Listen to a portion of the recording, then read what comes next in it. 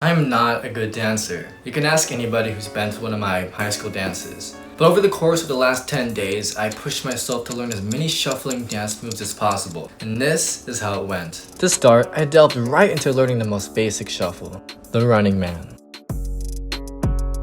To my surprise, learning the basic concept of this dance wasn't very hard. It only took about 10 minutes. And yeah, I didn't look perfect just yet, but my goal was to polish this skill over the next 10 days, as it's a really essential foundation for many shuffling moves. As I perfected my running man in the later days, I started to learn some variations of this move that are actually super fun. And once the running man becomes second nature to you, some of these variations become surprisingly easy to learn. One of these variations includes a kicking running man, which creates a weightless feel to it. Another variation involves just kicking your leg back 2 times or more.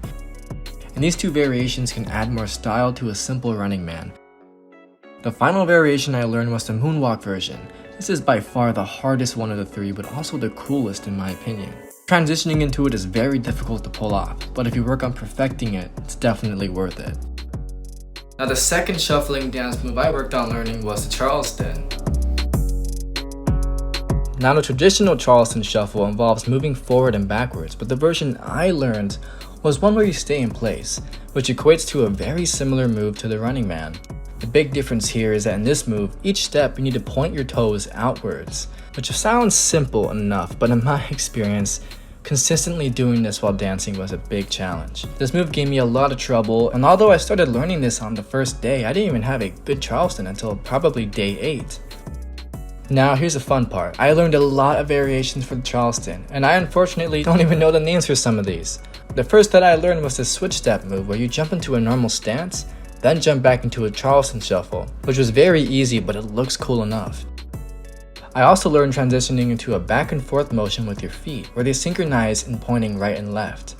Now my favorite of these Charleston variations was performing a spin, which then transitions into a sort of backwards Charleston, which is a whole new dance move I had to learn during this challenge.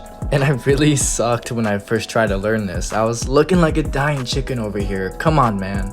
Props for trying though. So I made it a priority to focus on making this look decent before my 10 days were up, cause the spin move is just cool. It looks cool.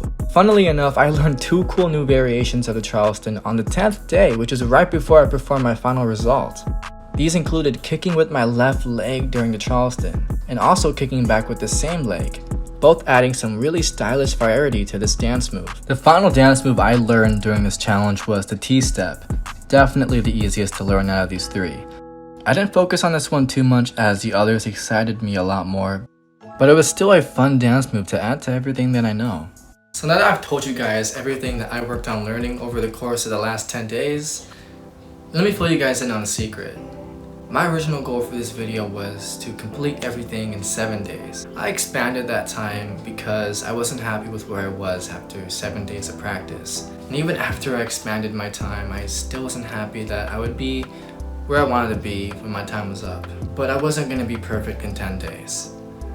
And I realized that I needed to stop expecting that to happen. My goal for this channel is to represent progress, not necessarily perfection. And I truly put in everything I had in for this video with hours of practice every day, and even when my legs were sore, I was trying to work on every way I could improve my form. When I compare my results in this video to the way I danced on day 1, the improvement is just massive, and I'm happy with that progress. So after 10 days of shuffling dance practice, this is the final result.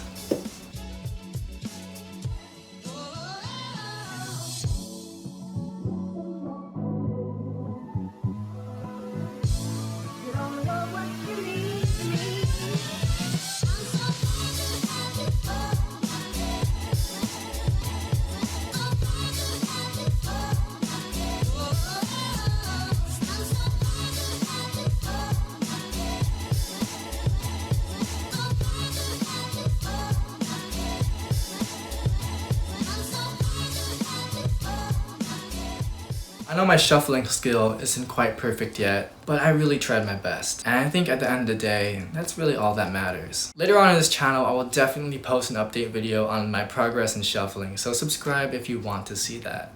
I would appreciate it a lot. Hope you guys have an awesome day, and I'll see you guys in the next one.